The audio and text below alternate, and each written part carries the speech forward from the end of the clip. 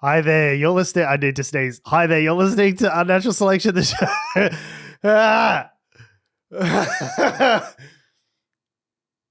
Hi there, you're. Keep all this. Keep it.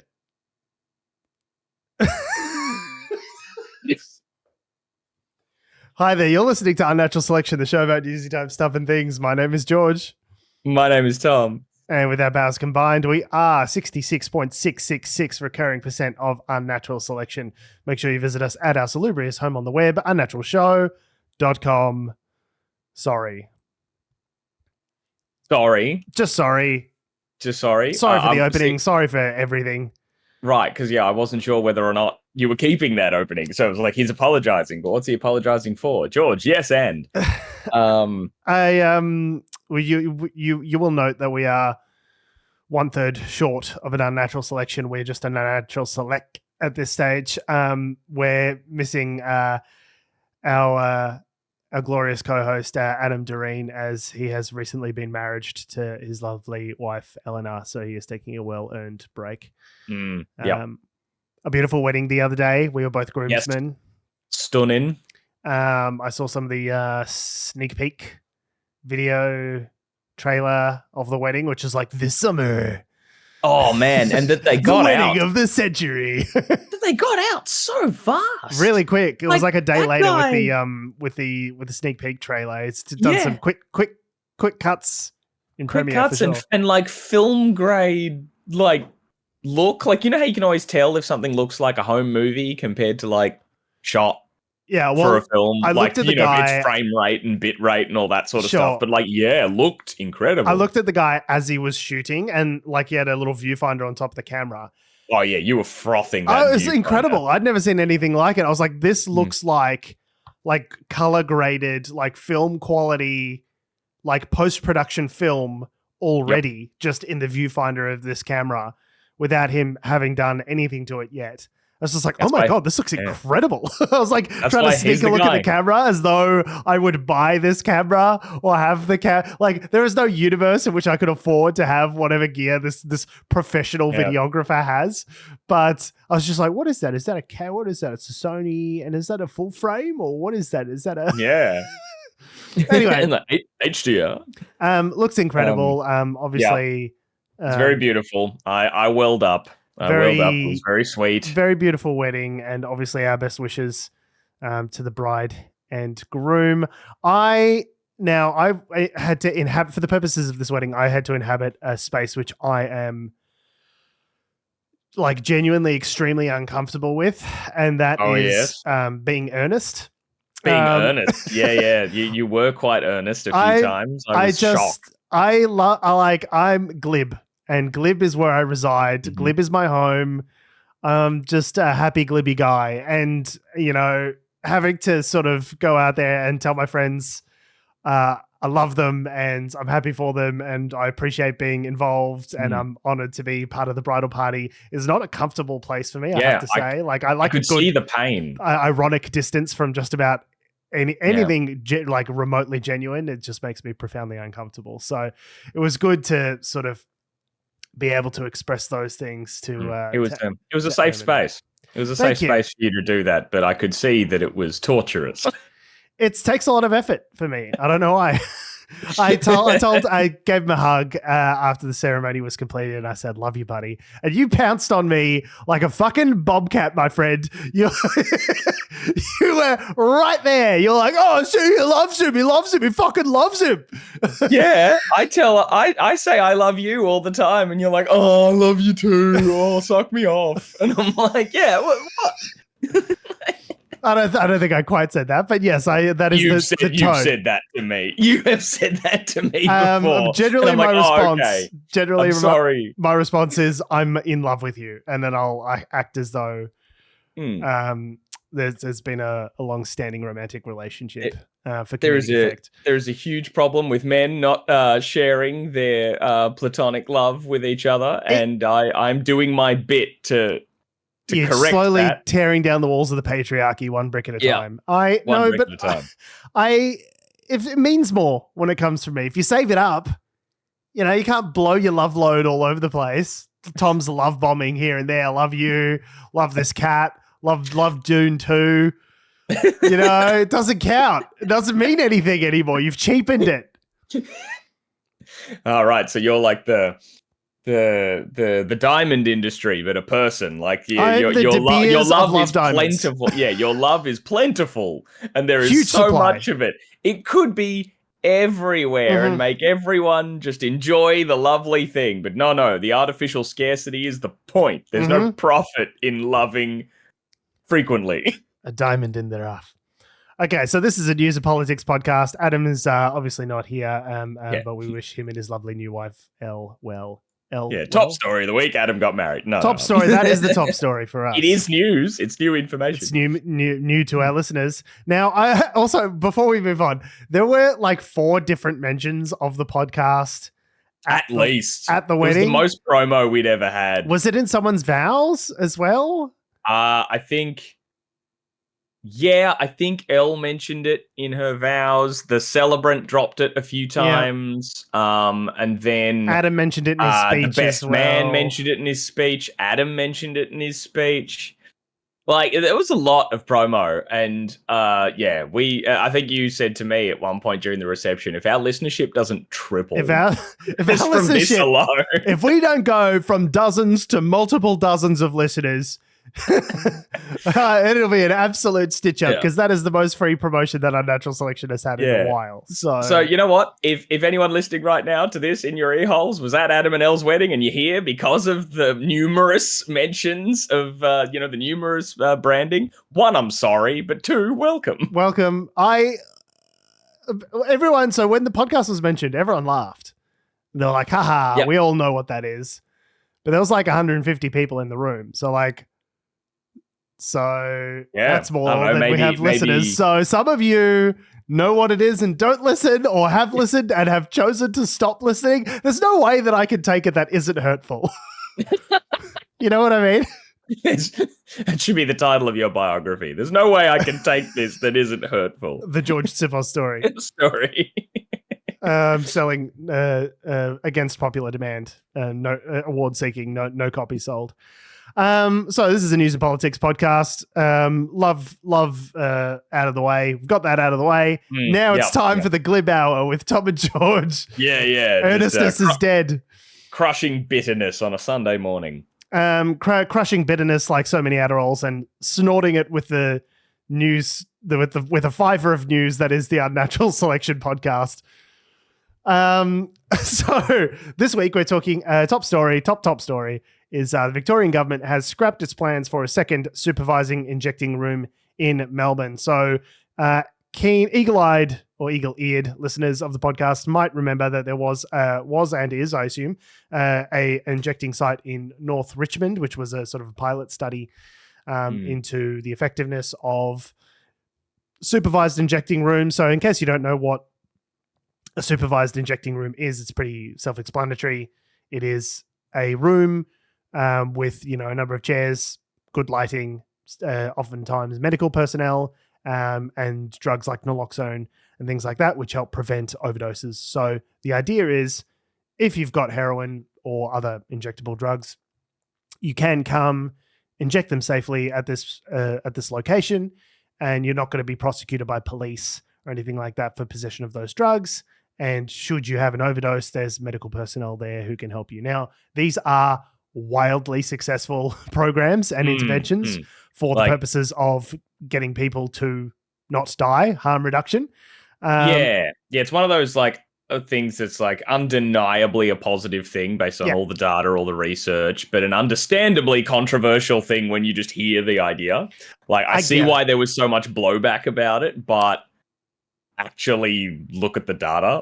If what you mostly care about is fewer deaths across the board, it does that. That does presuppose that people care about that's drug where other addicts dying less frequently, which is a big supposition, because it seems like from reading this article that isn't what people care about. And certainly I understand why you wouldn't want, if you're a cafe owner or something like that, you wouldn't want it next door to your business and seeing, sort of people addicted to drugs walking in and out next door all day long. But Like, I could understand why you wouldn't want that.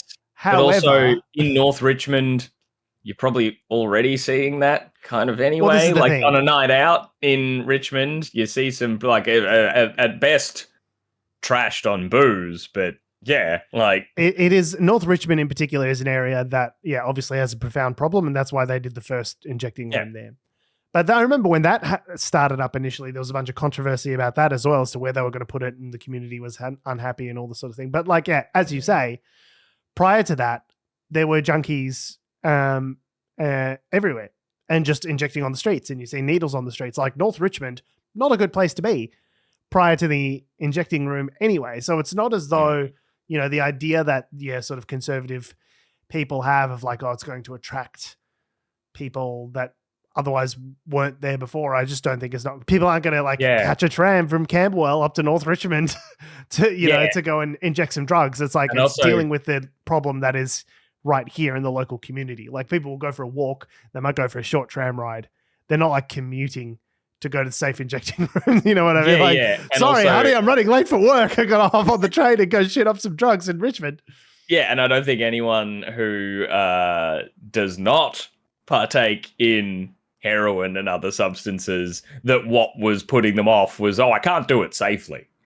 You know what I mean? It's like, now I can go somewhere and like do it and have someone supervise. I'm like, try me some of this heroin. Yeah, well, basically, one of the people who runs a intervention program.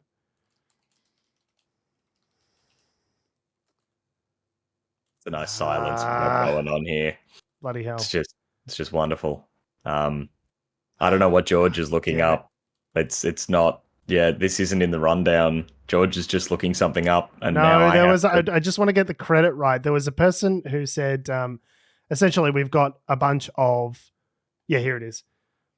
CEO of Addiction and Mental Health Services First Step, Patrick Lawrence, said it was a missed opportunity to improve health outcomes for drug users. Quote, we've got thousands of injecting rooms in Melbourne, injecting laneways, injecting streets, and injecting parks. All we are asking for, I don't know, maybe it's too late, it's terribly sad, is one with 4 walls and a roof and doctors and nurses. Like the current state of being, the status quo is we've got injecting rooms fucking everywhere, down laneways, down public toilets, down people are doing it. People are already doing it. We are addressing a problem that already exists by having, and so the proposal for this one was to have a second injecting room in Melbourne CBD. And of course, everyone hated it. Everyone hated the idea. And so they've withdrawn the proposal. They've purchased the former Urella building on Flinders Street for $40 million. They decided not to go ahead with that site for whatever community reasons. And then there was another site that they were looking at on Burke Street, which was the old Red Cross building. So it's the Salvation Army, not the Red Cross, which is about 200 meters from Parliament. So, people, I guess, had thoughts and feelings about that as well. Anyway, they've scrapped it, and then they're just going to go ahead with the multi-million-dollar community health service headquarters, but so it's going to be like a pharmacological intervention, like so you can go get methadone, but you can't. Yeah, it's not a safe injecting room, right? So that was the sort of So that even raises some other weird things. If the issue, like what we were saying before, like some of the issues that people had with the original injecting room of, so it's just going to centralize or attract, for lack of a better word, people people addicts to these areas or whatever. It's like, no, they can still be going there to get things like methadone. It's still doing that. No, let's just not have this. By the way, who do you think is getting methadone? It's not people who aren't addicted to heroin.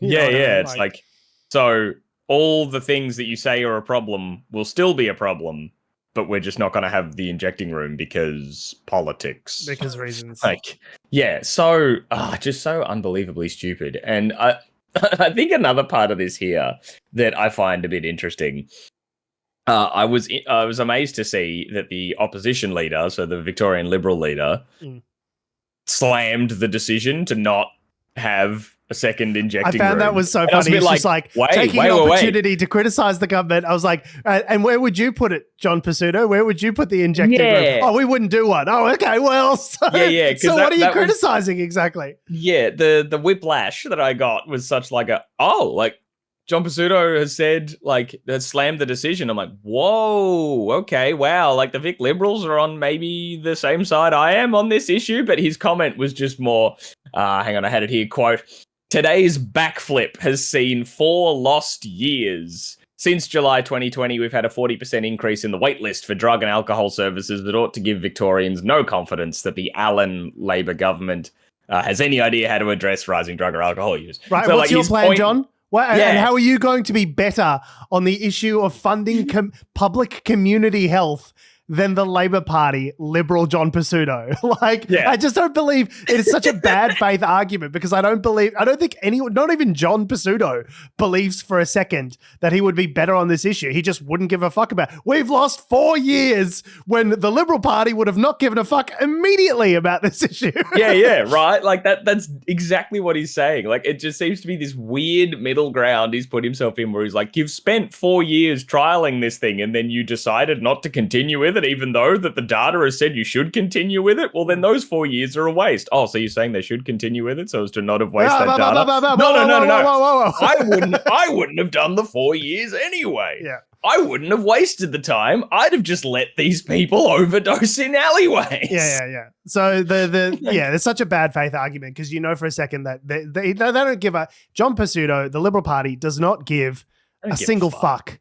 It does not give a single fuck about people dealing with heroin addiction or drug abuse or any of these sorts of issues, right? No one thinks for a second that the Liberal Party has more compassion for these people than the Labor Party. It's not about that. It's just about getting a headline in of this news cycle, John Pizzuto slams the Allen government, and then the Herald Sun can go, John Pizzuto snaps back at Jacinta Allen. People, low information voters will look at that and go, oh, maybe this John Pizzuto guy is like, he's like having a go at the Labor government, and there's a lot of problems with the Liberal. Yeah, the Herald Sun can fire up the block black ink letter cannon just to like blast something across their since the boats have stopped, they need to use the big block lettering for something. So the anti-boat cannon is obviously not as profitable nowadays. So they need to deploy it elsewhere. So you mentioned before, like if you care about heroin, people dying from heroin, then like an injecting room is like undisputedly a good thing. Like the data is very much in on that. So if the reason you're like the problem that you have, like for like people like substance abuse or anything like that, is that people are dying, then there it is. But if it's just a thing of like, oh, I don't want the riffraff in like if it's the whole NIMBY thing, not in my backyard thing, right? Of just like, no, we just don't want undesirables in our neighborhood. That's all it is. Like I think both sides of politics are concerned about the issue. The left comes at it from like a harm minimization, we don't want people to die standpoint, and the right comes at it from like, we don't want to see disadvantage and suffering standpoint. I would just rather that be elsewhere. I don't give a fuck where it is. I just don't want it where I get my morning coffee down on, when I head into my law firm in the Rialto Tower. I just don't want to see people suffering because that gives me the ick.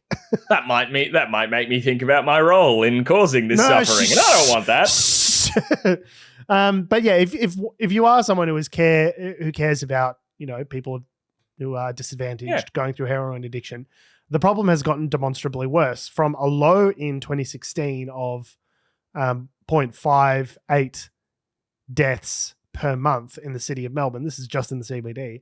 That's risen to an increase of 2 deaths per month in 2022. So over the last, whatever it is, several years, it's quadrupled the amount of people. Yeah, it's 4 times dying on a month by month basis of heroin overdoses in the CBD. So it's clear that there is a real need for drug services. And I get why people don't want it like next door to their business, but just just to put a bit of like flavor to this article, as with all articles from the ABC, they interviewed a local cafe owner for the purposes of this article. And nobody gets a megaphone in Australian politics, like your local cafe owner. Local small business. So Mike Patrick, who runs Fancy Hank's restaurant in Burke Street, said that he welcomed the decision to not set up an injecting room next to his business. Yeah, I wonder what his motivated reasoning was there. Quote, what was being suggested was not going to work at all, in my opinion, he told ABC Radio Melbourne. Quote, I think there's no good spot to put something like this, really, and I think this is a bit of a win for the other side of the population who like to come out and spend money in our city. The stuff that has been put forward can help across the whole community, not just in one small area, but attracting everyone here. Yikes. Okay. So it's one of those like, oh, you're almost there. We need to worry about the other half, the rich people that come out and spend money. Those are the people that we need to be concerned about. When is the rich white guy finally going to get a chance? Yeah, I think it's because he was almost there. Sort of like when he said, I think that there's no good spot to put something like this. It's like, like there's no spot that'll be like, no one's like, this doesn't impact anyone. Yeah. Because the whole point of being in the Melbourne CBD is that it's a central location. There's lots of foot traffic. Like there's lots of stuff crammed in next to each other. You're going to be next to something, right? Like there's always going to be someone who's unhappy. And I'm sympathetic to that, to maybe, working with the community to try and find an appropriate site that gets a lot of foot traffic, but also like isn't going to upset any neighbors or anything nearby. Like I think that there's a community like consultative process that could work there to help try and find an optimal site that would meet all of those conditions. Yeah. But you also like won't be able to please everybody. You never can. But wow. Like there's just such a little, this whole idea that, anyone who is like, like suffering from addiction to substances and all that sort of stuff is just less than who made their decisions. Yeah. Just that attitude. There's like, fuck. It was one sentence and that sentence reeks of it. Like just that, it's a win for the people who just like to come out and engage in capitalism in our city compared to the people who made the decision to become, filthy drug rats. And it's like, I hate that. It's such a, jeez, bro. It's such a like 90s view of, addiction and privilege. And I was like, I kind of thought we were past this, like, surely you've watched enough TV shows where you've seen like the main character has something, like you watched fucking Nurse Jackie where Edie Falco had a pill addiction, or you watched, you know what I mean? Breaking Bad. You watch Breaking Bad, or you watched House where he's addicted to Vicodin, or like surely there's enough information in, not that those are like paragons of like excellent drug health information, but like, surely you've seen enough popular media that you get at least the concept that drug addiction is a real thing, that it affects people's lives, that people suffer with it, that it's not something that they come to by choice. And addiction is something that you can be predisposed to, like biologically. Yeah. Like that there are, receptors in your brain that fire off when you take drugs. Like it's not just like, I really fucking love PlayStation. And I can't stop playing PlayStation, and then just sub in heroin for PlayStation. Like it is a different, there are physical markers of addiction as well as like different physical predispositions and things like that. You think people would have enough sensitivity to all of that now to be able to look at a problem like this and go, well, maybe I don't want it right next to my business, but I recognize that it is a problem that needs some sort of solution. All of the like for all of the people, there was there was a report released, right, that recommended it. Well, so this idea, this proposal didn't just come out of thin air. It was a former Victorian Police Commissioner, Ken Lay, conducted a report, and the number one recommendation in the report was a second safe injecting room in Melbourne CBD. So it's not as though like this is a former police guy that is telling you this is going to make our lives easier as cops, to not have people with problem drug addiction, injecting anywhere and everywhere all across the city. Like having it localized, having harm prevention would be better for crime prevention purposes as well. And people are just like, I don't give a fuck about that though. I don't give any shits whatsoever about that. Yeah. So Mr. Lay's review included a state-run public survey which found 52% of respondents did not think that there was a need for a safe injecting room, whereas 40% said yes. Which is so funny to me because it's just like, yeah, who gives a fuck what the random public thinks? Like, obviously there's a need for... They're just like, yeah, we interviewed a bunch of random people who have no background whatsoever in the matter. And they're just like, no, I don't like the sound of that. Like, yeah, if you can guarantee that they've, I don't know, like been shown the data, had it explained to them, and then like form your opinion from that rather than just, hey, Joe Blow, what do you think about this? Like, I've probably stopped you on the street. Yeah. And I'm asking you a question. It's like, I gotta be somewhere. Here's a little soundbite for you. Yeah, so really disappointing. But when you ask people who are in the know about these things, so like the Deputy Director of Addiction Research Centre at Monash University, Suzanne Nielsen, she said, quote, "We now know that the number of deaths in Melbourne is far higher than it was when the original report was written, and that the need is even greater for a second supervised injecting room. Lives will be lost, and we know that more people now are using drugs unsafely in public spaces. It is not a win for local traders or the community either." Like when you speak to people who are like part of response, teams and things like that, people who spend their lives studying these issues, they are all like, it is so rare that in public health you get an issue on which people are so uniformly unanimous.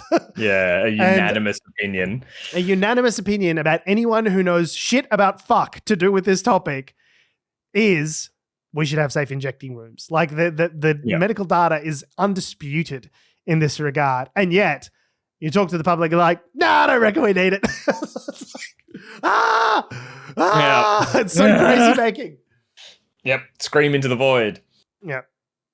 So, I mean, it's good that they're pouring money into these like public health services and the pharmacological interventions and things like that. I think are good, but it is just sad that, like, I agree with John Pizzuto to the extent that I believe that it is a missed opportunity. We have spent 4 years waiting to try and find the perfect site and situation, and it hasn't come through.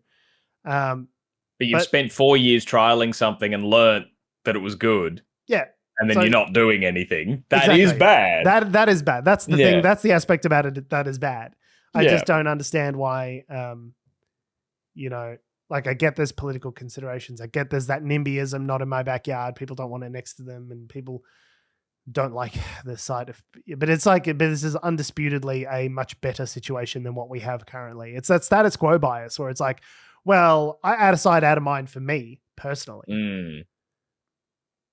But, and I guess that's just the way a lot of people conceive of their politics. It's like, well, if it's not a problem for me, if I don't see it, if it's not, if it doesn't affect my life in any direct way, then it's not a problem. And it's like, well, all of the public health data says otherwise. Like, surely after a pandemic, we could recognize that there's like a common good to having a public health response. Like, surely you would think that would have ignited people's consciences enough to the awareness of other people's medical suffering.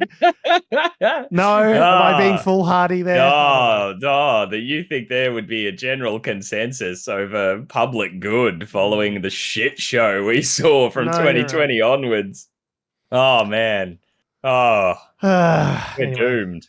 Anyway, we'll head on to a much less depressing topic. Rental affordability in Australia is as bad as it has ever been, according to Anglicare Australia's latest report. So a much cheerier, bright topic for the next discussion.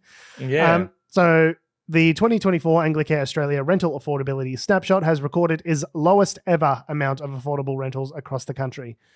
In its annual report, it shows the number of affordable rentals available for different Australian households of low incomes. And essentially, if you are there's none. There's none. The number of affordable properties for someone on youth allowance is 0. Yeah. So let that sink in. If you are on youth allowance in Australia, the number of properties that you can safely afford without going into rent stress, which is to say more than whatever it is, 30% of your income 30-something%, devoted to housing, the number of properties that you can afford on youth allowance is 0. Yeah. There are no properties in Australia. Well, I'm not even saying like in, in Richmond, in Melbourne. Sydney. Like in the, on the Circular Quay. Like, I'm not saying, I'm not saying the center of, major metropolitan cities. I'm saying like in bumfuck rural Victoria, they'd be like, nah, there's no room at the inn. Sorry, buddy. Like nowhere in Australia, anywhere. Yeah, none. If you are one of those people who is in the situation of unable to work or between jobs on government assistance, you cannot afford to live anywhere. They have crunched those numbers. And they've included in that calculation even a room in a shared house. So we're not even saying this like isn't just your own space. Space. Like just a place with a lock on the door that is your space and not anyone else's space. 0 is the number of affordable spaces in Australia for those people. But George, those people just need to pick themselves up by their bootstraps. That's all they got to do. And then they'll live in a McMansion in the northern beaches of Sydney in no time. I've got an idea for a fictional novel. It's Dexter, but for killing like people who say dole bludger on the radio. Yep. Yeah, that's good. The man's got a code. And that's it. That's the whole code. It's just targeting people like Alan Jones. Dexter, but for Alan Jones. And I'd like to stress this is a fictional novel and not an actual threat of violence against. Is Alan Jones still alive? Yes, I believe so. Oh, of course he is. I believe no longer on the radio. No, but just column somewhere. Just the fact that he draws breath anywhere just is a mild irritant. It is. It does seem to be like an affront to the rest of us, doesn't it? So the snapshot. So this report looked at about 45,000 rental listings in March. So this is data from a month ago. Really recent. But it was comparing properties of different kinds of affordabilities, but they said that rents were an average of $200 a week higher than they were pre the pandemic. That's where this can get really complicated because obviously like the unprecedented nature of the coronavirus pandemic when that kicked in changed a lot of things. Sure. But it's still absurdly high, and I always find it funny the rent stress number that we talked about before of less than 30 if you are spending less than 30% of your household income on rent, mortgage, whatever, but I guess rent in this instance because they call it rental stress, then you're not in rental stress. And looking at rent prices sort of around, I'm in Sydney, so obviously in Sydney's fucked. But it would be rare to be in that gap. That fortuitous of a position. I do software engineering. So a quote unquote proper job that people would say, I would not say I'm not a low income earner. I'm not a super high income earner. I'm only in the double digit 10,000s a year bracket rather than 100 plus or whatever. But a lot of places sort of in in Sydney would probably push me into the 40% of my income or per week on rent. It's crazy, this metric. I think I'm in the average sort of income for an Australian-ish, I think, last I checked. And even it can push me into rental stress. So people the kind of student lifestyle that I had 10, 15 years ago could not have been a thing. Well, it's interesting and it was probably bad then, because a lot of universities are sort of looking at, this kind of data and talking about a lot more about apprenticeships and traineeships where people are conducting study alongside working, just because with the cost of living and supporting yourself and affordability, the idea that you could go work a couple of days a week part-time, support yourself and also study full-time is not really a thing. It's really tricky. It's becoming much, much harder nowadays to be able to do that. So I remember you had to full-time work and study for that ding ding ding MBA that you've got there. I did. Yeah, but the only way I could I couldn't afford to go down to part-time work. Yeah. So I had to work full-time and also study full-time for 2 years, which was extremely difficult. But yeah, that's why a lot of universities, particularly in vocational education, are looking at these more kind of like hybrid models where you're working and you get some training on the side, and maybe it's like a 3-year or 4-year traineeship in order to help facilitate, you being able to work this whole time as well as study. Which kind is of almost like what an internship should be. Sure. Like it's you are being trained while also paid for a job. Rather than just like free labor and like it is in the United States. Yeah. But the fact that universities are having to do that shows you how pronounced this difficulty has become over recent years. Like, it is just, for many people, it is too difficult to live. Like, the amount of the data in the report revealed just 13.4% of rental listings across the country are affordable for a family of 4 with both parents on a full-time minimum wage, and only 1.8% are affordable for a single parent on a full-time minimum wage. Yeah, so if you're a single parent, that was the other part. Full-time minimum wage also could barely afford anything. 1.8%. Youth allowance, it's 0. 1.8% for full-time on minimum wage. So, which is like, I thought this was the sort of thing that we relegated to the Americans, right? The working poor, the idea that you could be working 40 hours a week and still not be able to afford, basic necessities. I was just kind of like, well, that is a uniquely, for the first world, that is a uniquely American kind of, invention that they've got people working for $2 an hour, working, surviving on tips and things like that. You could be working full time and also be collecting food stamps, right? Because you just can't make ends meet. Turns out, no, we've imported, like all bad American ideas, after a while, we import it over here to Australia as well. So, I remember hearing something that was talking about how the largest corporate welfare beneficiaries in America are these large corporations like, Walmart and whatever, Amazon.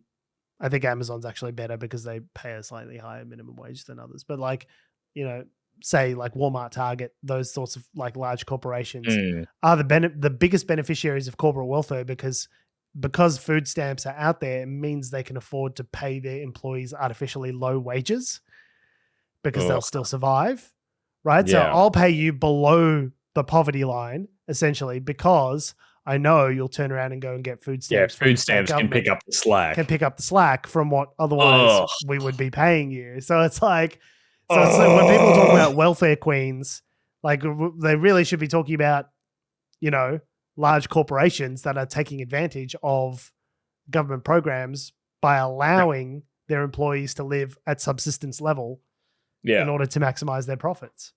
Like it's just like profoundly disgusting. I don't know how else to, like, there's no comedy, there's no bits and skits that you can sort of make out of this. It's just like, no one can afford to live. Too expensive to live. It's just profoundly upsetting. And the thing is like homelessness and like housing affordability and these things like that, and then a pipeline into drug abuse and addiction and things like that. Like it all of this stuff exists on a continuum. If you like have a job and have a house and are in secure employment, and you lose your job and you're able to quickly get another job and you've got a good savings buffer, everything's okay. Like your life is not impacted really one eye. It might be a bit stressful for a minute when you get it until you get a new job lined up, but you've got savings or you've got a support network that can help prop you up until that happens. And for most people, that's like an extremely scary and challenging time in their life, but it doesn't affect the trajectory of their life. When you get people down to these subsistence level, situations where they have no buffer, they have nothing to fall back on if times are hard, what happens? Well, then they become homeless. What happens when they're homeless? People get abused and they're the victims of violence, and then it becomes increasingly difficult to get services because there's no fixed address at which to deploy those services. And so they start falling through the cracks because they're homeless. And then what happens, a lot of people when they're in that situation can abuse drugs and alcohol, which can start a dependence, which can start, it really is a cascading set of effects that starts with people being in secure housing and having a job. And it is much less expensive for the public purse when considered from that perspective to just keep people in their houses to prevent them ever going down that path in the first place, right? That sliding doors moment of like, I lost my house versus I didn't lose my house can lead to extremely different trajectories. And that's why the Western Australian government has this program, which is detailed in this article, where they give you a one-off grant, essentially. So the WA government's rent relief program, which allows tenants in private rentals to access a one-off support payment of up to $5,000 to cover rental arrears. The scheme was able to pay off a backlog of rent owed and enabled this woman profiled Caitlin to get back on her feet. Quote, "This housing stress is not discriminating. It's affecting such a wide cross-section of people," she said. "Without a program like this, at best, we would have had to split up as a family of four, and live in share houses. At worst, I can't even think about it." So this woman, thankfully, due to this program, was able to get back on her feet because of this $5,000 grant. Let me tell you, it would have cost the state government a lot more money in the long term if she became homeless and was having to present to emergency rooms, and all of those costs pile up. But like it's this idea that we have of like, oh well, that's someone else's line item in the budget. So it's like, well, that's the health department's problem. They can deal with that. But if we as a society acknowledge that these people have a sense of humanity and help them proactively, it's actually like a better, like fiscally conservative approach to the problem, because it means a lot less money gets spent from that $5,000 that the WA government gave Caitlin, not her real name, at the start of that process, probably prevented the spend of tens of thousands of dollars later on. Yeah. Because of the effects of what it would cost for her on society for her to be homeless. Yeah. So if you're approaching it, forget like the humanity, forget the shared humanity of other people for a moment. Were we just joined on the call by the Liberal Party? John Pursuto, is that you? Oh my God. This is a huge get for us. This isn't even a phone call. Like just say for example, you're absolutely monstrous and you put the shared humanity of the suffering of other human beings aside for just a moment.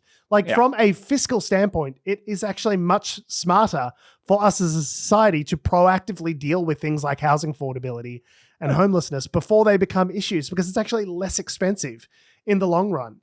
I just don't understand why someone hasn't gotten up and made the case of like, hey, if someone becomes homeless, it probably costs us this much over 5 years. If someone doesn't become homeless, this is what it costs us. Or it doesn't actually cost us anything. They're contributing back into the economy in the form of income tax because they still have a job, right? So it's like we get to whatever it is, $10,000 over 5 years, or it costs us $50,000 over 5 years. Like, therefore, it is worth us spending $5,000 at the start of this process to prevent that from happening. Like, I just don't know why someone hasn't laid it out with a big chart in Parliament. We've got Pauline Hanson whipping off a burqa in Parliament. That's allowed as a prop, but I guess graphs are too much of a prop to have on the floor of Parliament to make this point. Like, I just don't, it's so infuriating to me that this is still a conversation that, like, it's not only a conversation that we still have to have, it's like actively getting worse. Heroin overdoses, like homelessness, housing affordability. It's not just like, oh, these things are problems which we need to address. It's like, these are things which are crises that are actually expanding and getting worse for people. Yeah. And I don't like, surely there comes a tipping point where it's like, this becomes like a full-blown societal crisis and that we just like can't ignore anymore. And I don't know what happens when that happens. Like, surely there's some sort of like breaking, like this can't continue like this. Yeah, no, definitely. But I think there's probably also an avenue, like, I don't know, maybe I'm just going to be putting on my eat the rich hat for a minute here. But that... I'll allow it. But watch yourself, counselor. Watch yourself, counselor. But there's certainly, I think, an inherent part of the way we have structured our, like, working society that... fear of this is a motivator.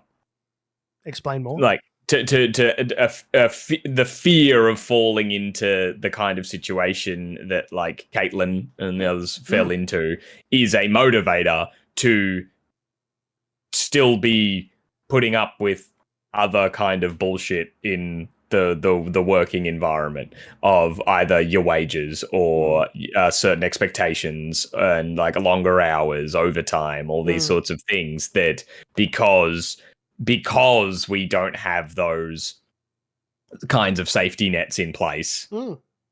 Losing your job, either not putting your job first in all things could result in absolutely destroying your life because of that slope that you mentioned before. And I think that's by design in some ways, whether people admit it or not. I've often said to my wife, like, I don't ever want to get to the stage where we are poor, because I see how our society treats its poor people. Like, everything's worse, everything's harder. There was a good breakdown of like how much more expensive it is to be poor. I don't know if I shared that with you, or it was talking about like having the ability to buy things in bulk and store them because things are cheaper. And like, when you're poor, you can't buy anything in bulk. So you have to buy per unit, and it's much more expensive. Like, it's actually really expensive in a lot of ways being poor, which is like a self-reinforcing cycle. And I've always been so careful. I've worked jobs that I really didn't like in the past, sort of like direct sales, sort of greasy tech sales jobs, because I wanted to earn a maximal amount of money for myself and my family. And thankfully I'm not in that situation anymore. I really like my job now, but it is one of those things where it's like, I've seen how our society treats its poor people. And so therefore I never want to become one of those people. I'm going to, do everything I can. I'm going to save all this extra money. I'm going to invest the money that I save. I'm going to. Oh yeah.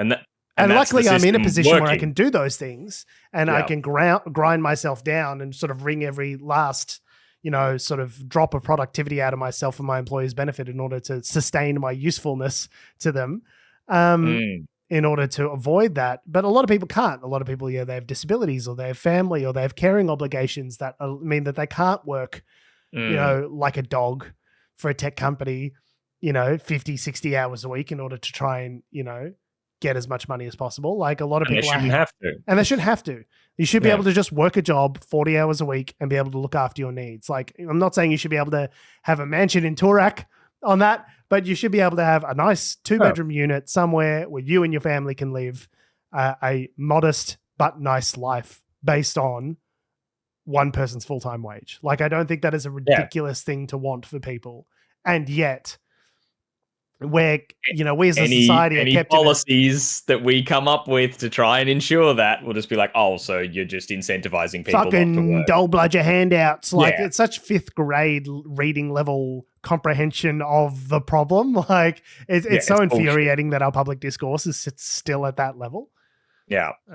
It just really should be that losing work should not just be an immediate, to be hyperbolic, death sentence. Life-ruining event, yeah. Yeah. For some people it is. If you haven't got any savings, if you're living paycheck to paycheck and you lose your job, like for a lot of people, for middle-class people, for upper-class people, it's a blip. They go, oh, fuck, that's annoying. I got to get another job. I'm going to have to interview. Oh, that's stressful. I'm going to have to see if I can get a job with only a few weeks notice. But for most of them, it's completely fine. But if you're at that bottom layer where you can't afford a house, you can't afford medical care, you can't afford, all of these sorts of things, and then you get that additional kick in the pants, well, that could be the thing that tips you from being a good, hardworking, contributing member of the working families, working hard families class. And it can kick you from that into homelessness and privation just based on something that was like completely out of your control. Oh, you broke a leg and now you can't work for a couple of weeks. And these aren't just things like redundancies or incompetence and you got fired. They can be a number of things. You got hit by a car and now your legs are broken and you can't work for a couple of months. Oh, well, you're homeless now. You know what I mean? Illness and injury to you, illness and injury to someone else. Yeah. So many things can cause this kind of stuff, which is where I feel the arguments of universal basic income come in. Something that you are entitled to in the event that you that sort of situation happens, which I know we kind of have with youth allowance or but not if you can't live anywhere with it. Precisely. Not if you fucking can't go nowhere with your youth allowance. Yeah, exactly. Back to the big bullet point of this article that we were talking about is that the system that we have in place that people will point to be like, oh, well, but Centrelink things exist. It's not enough. Mm. And we have the data to prove it. Meanwhile, the government's announced an extra $50 billion for military industrial complex that we talked about last week. Yeah, for military spending asterisk. Like, Just on cause. what? Yeah. On what? We don't know, but it's got to cost $50 billion. I wonder how many people would no longer be homeless if you just chucked $50 billion into certain programs. If $50 billion was spent over the next 10 years addressing homelessness, what a utopian... It'd be that scene in The Simpsons where, like, imagine a world without lawyers. And they're all everyone's dancing. holding hands. Everyone's holding hands and dancing in a circle, and Lionel Hutz goes...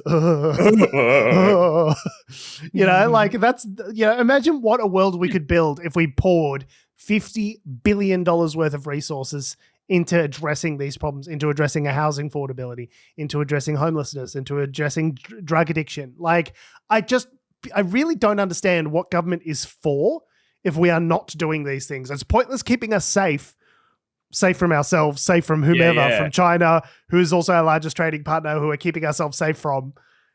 What is the point of keeping us safe if such a large portion of the population is in a state of privation? Like, we're just getting billions and billions of dollars being like, oh, China, you're not going to take away our homelessness dystopia from us. We will fight you on the beaches. We will fight you in our submarines. Don't you dare take away our destitution. Our submarines, which will be the most affordable form of housing by 2045 when they are completed. So No, George, they'll be unmanned. Oh, good. Who needs the jobs? Yeah, who needs the jobs? Not us. Nobody. I wish there were, such fierce defenders for public policy. You know what it is? Because homelessness doesn't have a lobby. If homelessness was funded like Raytheon or Halliburton, if they had representatives to Parliament for big homelessness. Yeah, if big homelessness could be making gigantic campaign donations to whoever, Liberal, Labour, whatever. Alongside Woodside and Gina Reinhart and all the other, sort of bigwigs. Imagine what could get done with just a stray, a couple $100,000 donated to the major parties before an election cycle. Big homelessness would be ruling the roost.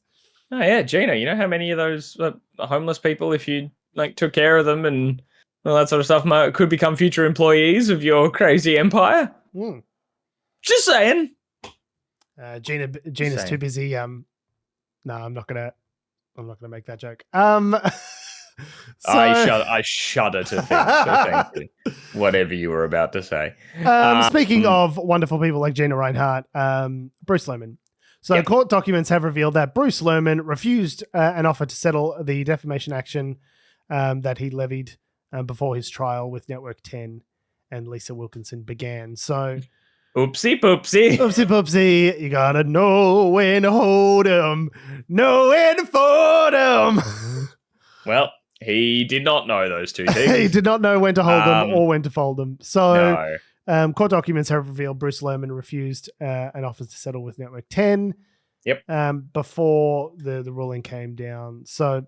Yeah, they made a walkaway offer in late August last year, 2023. And the terms of the offer were that the proceeding would be dismissed without any admission of liability from Network 10. I mean, that's pretty standard, right? Of course. If you're offering a walkaway offer, you're going to be like, and we don't have to say Dow Chemical admits no liability for all of the orange children. Like... Yeah, that's a pretty standard sort of thing in these agreements. Dismissed without any admission of liability, and that there would be no order as to costs. So it was also like nobody has to pay anybody anything. This is just done, and you fuck off. So the suggestion is there that he was offered an amount of money? Yeah, like he would be, but it's like you don't have to pay our costs. Paying for our We're just going to give costs. you X amount of dollars, and you fuck off forever. Yeah, you get money. Walk away. Yeah, that sounds pretty good. Sounds pretty, like we don't know how much money, but like if it was more than $0, I'd say it was probably the better option than being publicly labeled a rapist by the judge. Yeah, I was gonna say if it was more than $0 and I was staring down the barrel of, even though imagining I'm dumb fuck of the year, Bruce Lehrmann. Would you rather? Would you rather? I don't know how likely in his mind it was that the case would fail in the way that it did. But yeah, to be like, oh, the chance that I'm just going to be labeled a rapist and a loser in every major headline around the country in perpetuity, probably. Or maybe get my Any weird, dollars? like, right-wing victory of, like, hard done by in all those headlines if he wins the case.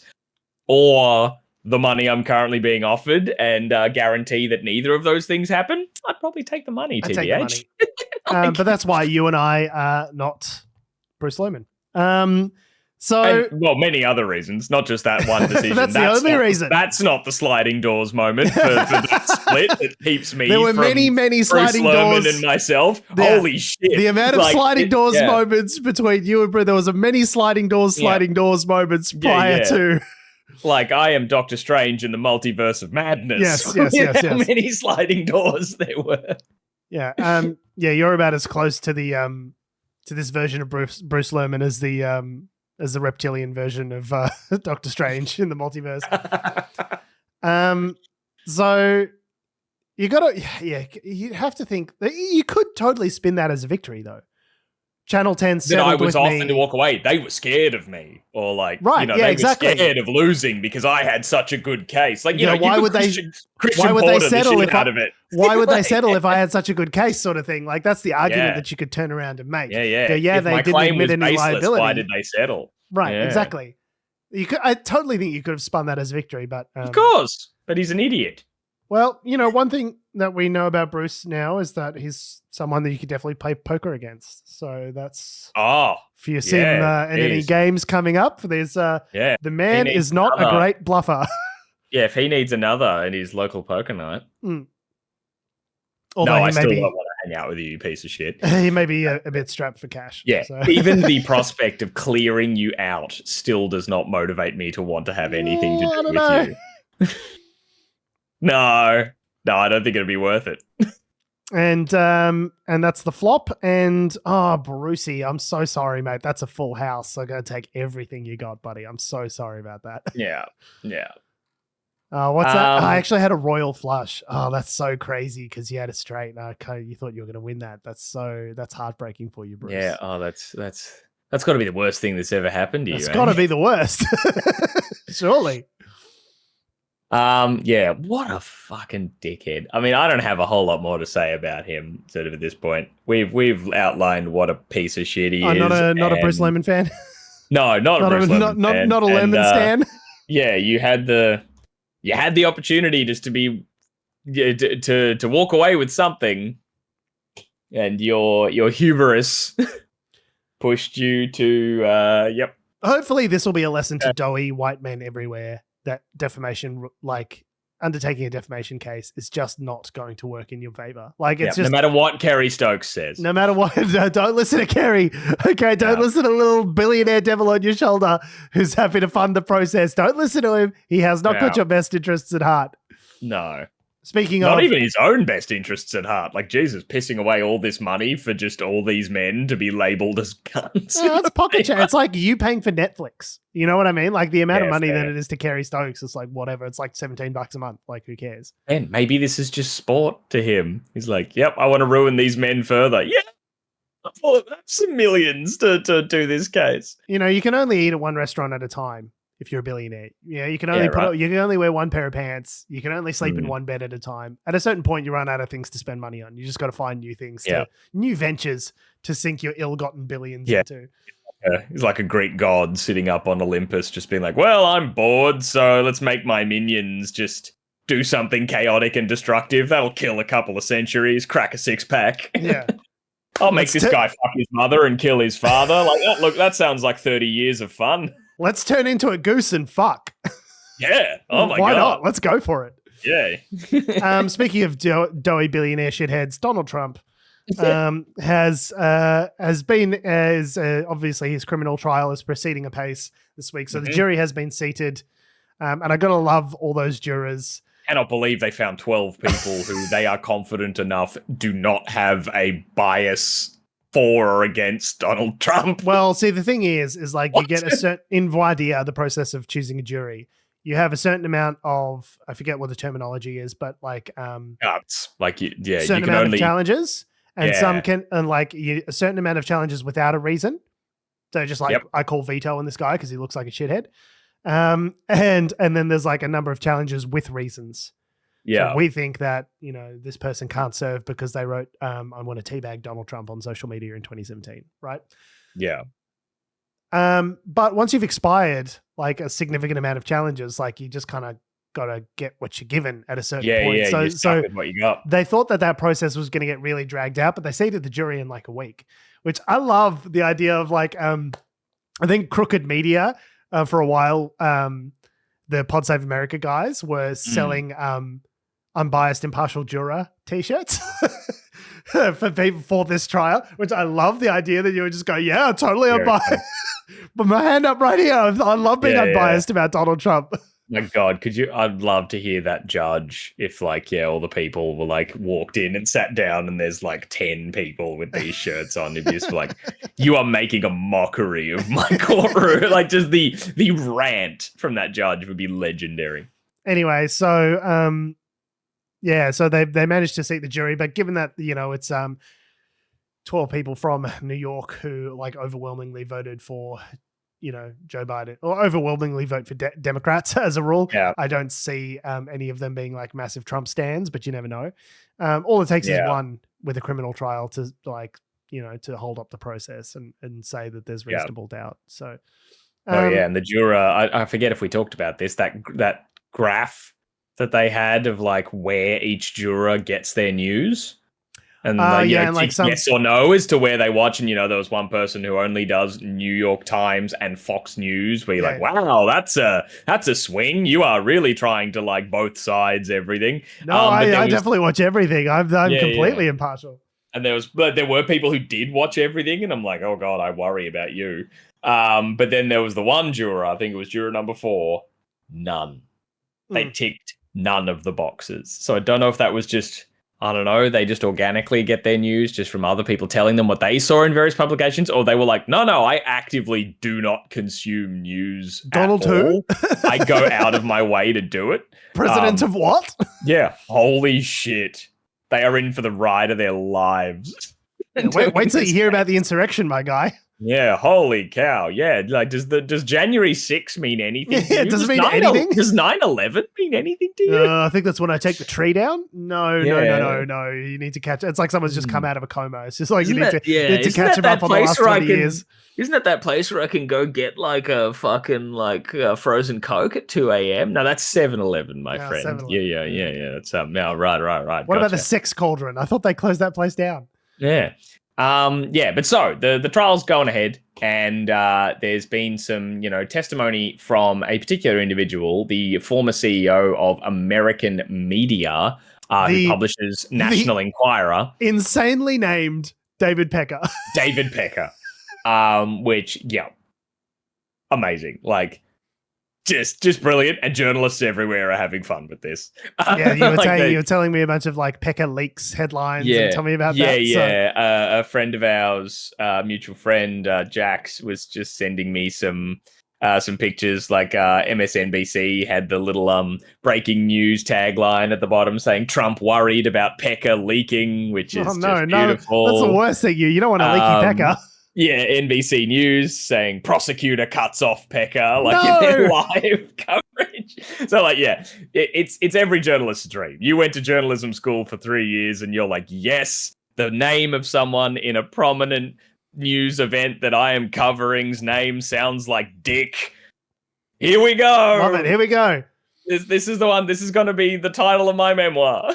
So I got a Master of Fine Arts. Let's go. Let's do this. Yeah, let's do it.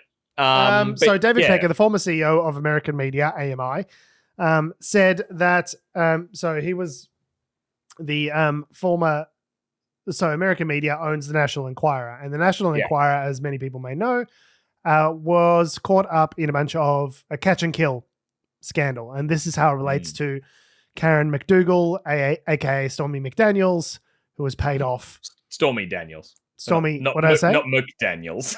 Sorry, Stormy Karen McDaniel. McDougal, Stormy Daniels. Correct. Stormy McDaniels. Stormy McDaniels is a limited time offer at McDonald's. I was thinking like It was one of her. It was McRib. one of her lesser known pornographic features where she came out dressed as Grimace.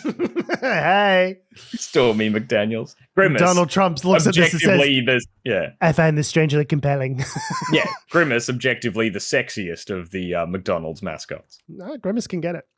So he was so the head of the National Enquirer, which ran a bunch of bullshit stories about Hillary just being right on the edge of death at all moments and things like that. Obviously, none of these things true, but they also ran a scheme to catch and kill a bunch of stories. So what they did was they would pay people like Stormy Daniels $130,000 to stage storm about her affair with Donald Trump. Yeah, to be like, we have exclusive on this. We've got the exclusive on the story. Yeah. We're going to pay you, and then we're never actually going to run the story because it's not about running the story and for the purposes of like journalistic endeavors. It's to essentially make sure no one else is writing about it. Make sure no one's writing about it. Make an in-kind contribution to the Trump campaign by making sure that these stories never actually get out there, right? So, so this forms part of the issue to do with the conspiracy. So then, Trump's lawyer, Michael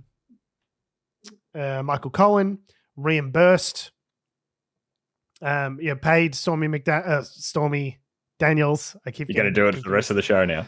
Karen McDougal, for her story, and then was like reimbursed by Trump for legal expenses, quote unquote, for what he paid her. So, which is obviously a violation because you're falsifying business records saying that your payment's for one thing when it's actually for something else.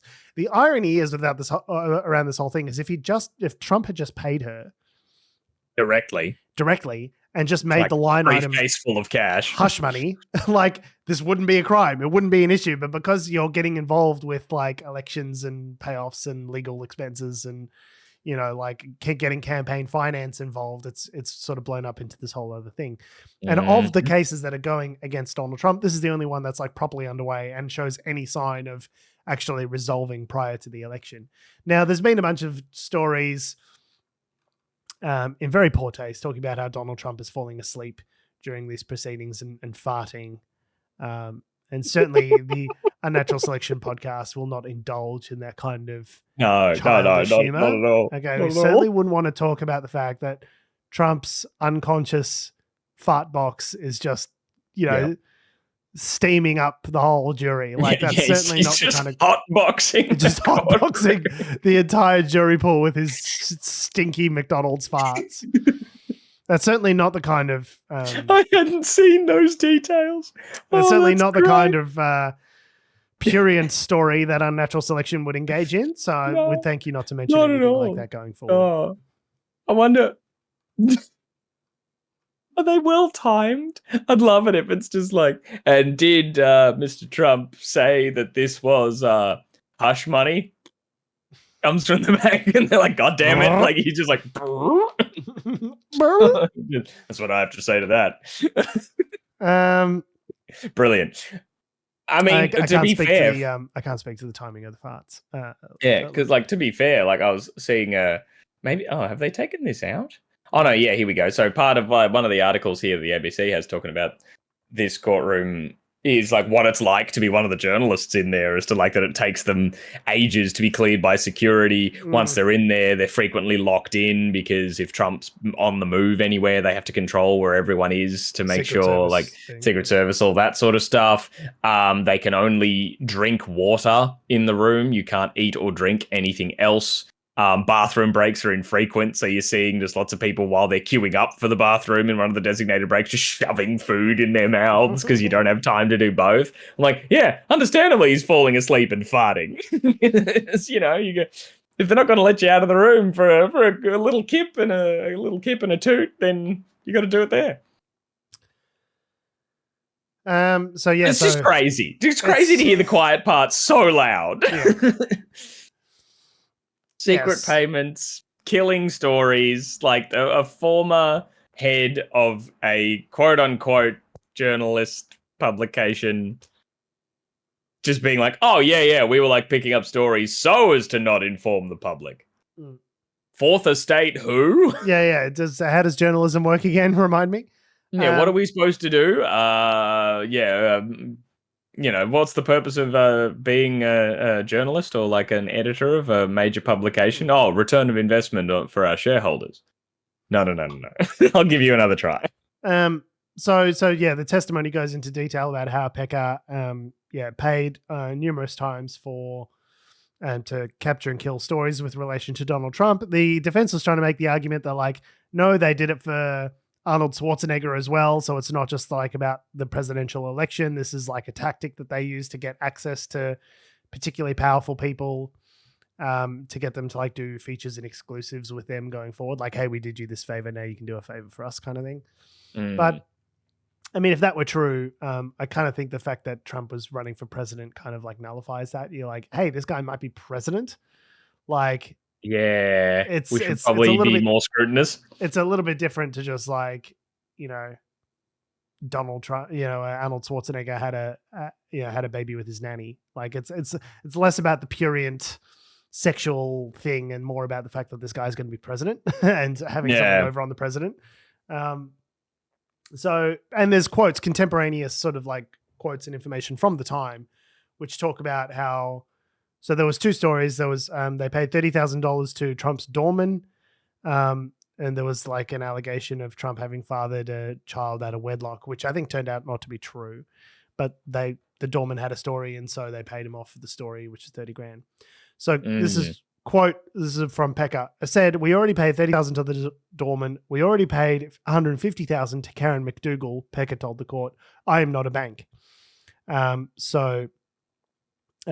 instead advised Michael Cohen to pay Daniels for the story and, quote, take it off the market, which he ultimately did.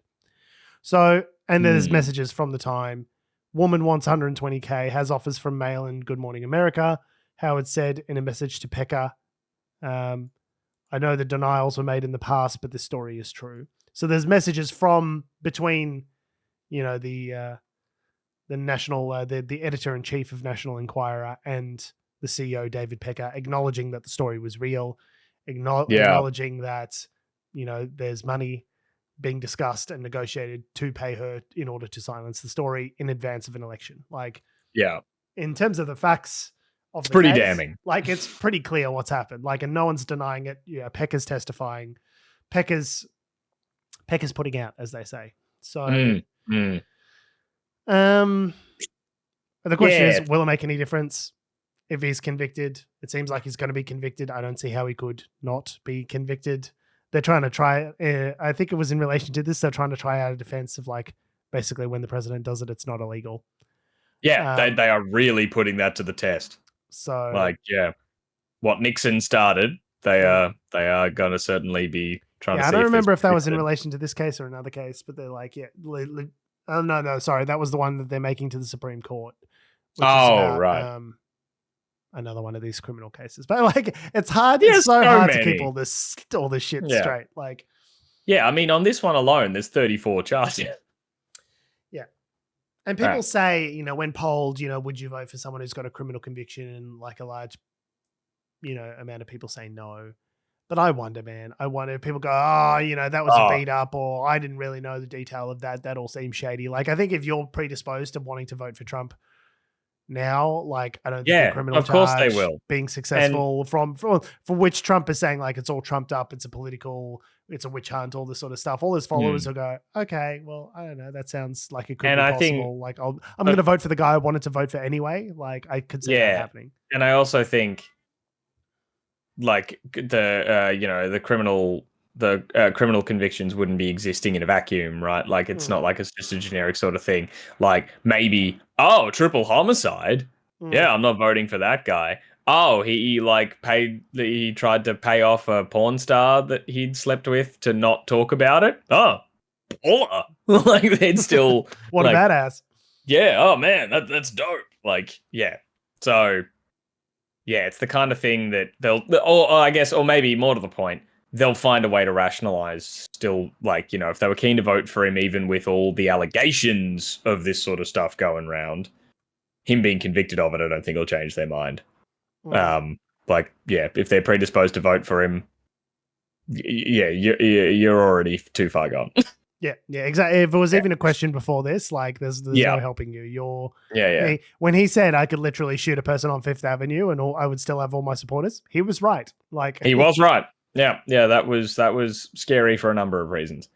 Also, the photos of him in this article is crazy, where he's sitting at the desk in the trial, of just the color disparity between his hands and his face. Like you can see the orange tan bullshit, and you can see it actually coming out of his suit to his wrist.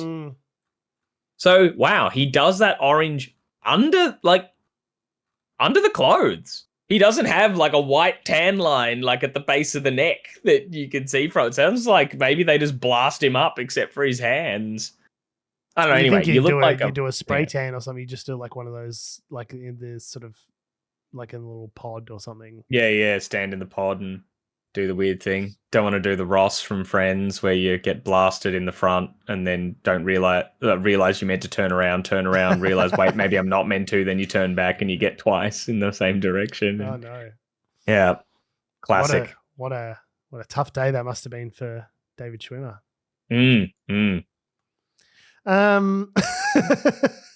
So we really just killed this energy, didn't we? Absolutely just murdered the momentum of this podcast. Yeah. We obviously wish Donald Trump the best, and would like to clarify that he is this podcast's preferred candidate for president. The Unnatural Selection Podcast will be endorsing the Great Orange Terror, Colt 45, Donald Trump for the presidency. So. On that note, we have been. You monster. I wish I could put a sarcasm font on things. You never know. On that note, we have been just like reading out this transcript in court. And Mr. Tipos, is it true that you said the Unnatural Selection Podcast will be unequivocally backing Donald Trump for president of the United States? Yeah, it's just like, Your Honor, yes, yes, I said those words, but could the record show that I said it? Like, Unnatural Selection will be endorsing Donald Trump. I feel that is relevant to the case. And Mr. Tsipos, is it true that you said, no, this is not a joke, I am fully 100% serious, saying this without any sense of irony? Your lawyer at the desk just like was in there. God damn it, George. You have to tell me everything. I said, tell me everything, you idiot. On that note, we have been, we are, and we always will be Unnatural Selection. Make sure you visit us at our Salubrious home on the web, unnaturalshow.com. Make sure you visit us at our on all the bullshit social medias that have, do, or ever will exist at Unnatural Show. That's Facebook, Twitter, YouTube, Instagram, and motherflipping TikTok. Make sure you follow me on Twitter and Instagram at George Tsipos. You can follow me on Twitter at Tom D. Heath.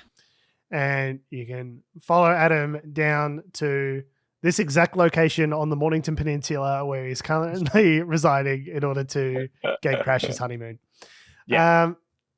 I'll send you a pin. Thanks for listening, guys. I love your faces. We'll see you next week.